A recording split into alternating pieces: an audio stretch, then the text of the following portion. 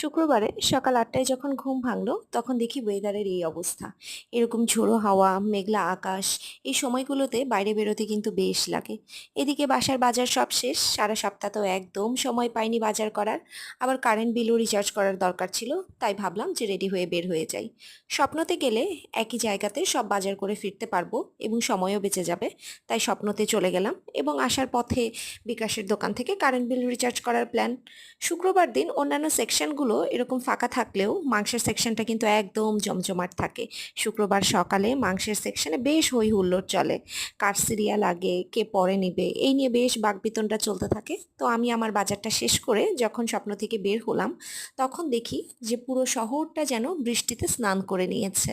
যদিও ঝিরিঝিরি বৃষ্টি ছিল, সেরকম জোরে বৃষ্টি আসে নাই, তারপরেও বেশ ঠান্ডা ঠান্ডা একটা আবহাওয়া ছিল।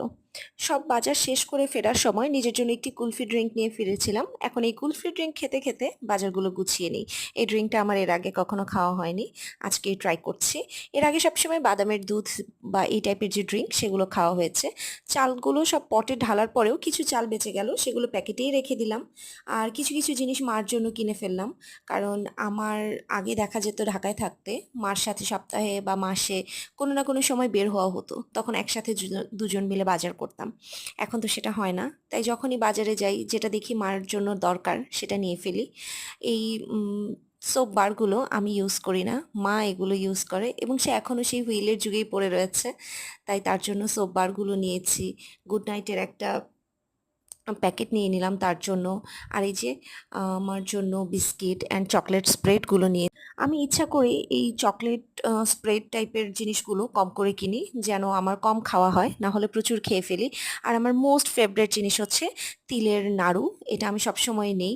তারপর মুরালি, এগুলো আমি স্বপ্নতে গেলে সবসময় নেই। পড়তে বসলে এগুলো খেতে খুবই ভালো লাগে।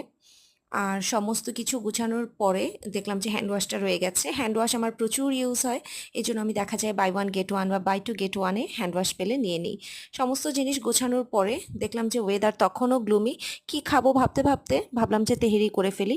বিফ তেহেরি দিয়ে লাঞ্চটা সেরে ফেললাম এবং লাঞ্চ সারার পরে এই রকম একটি মেঘলা দিনের মাস্ট জিনিস হচ্ছে দুপুরের ভাত ঘুম। ভাত ঘুম দিয়ে দিয়ে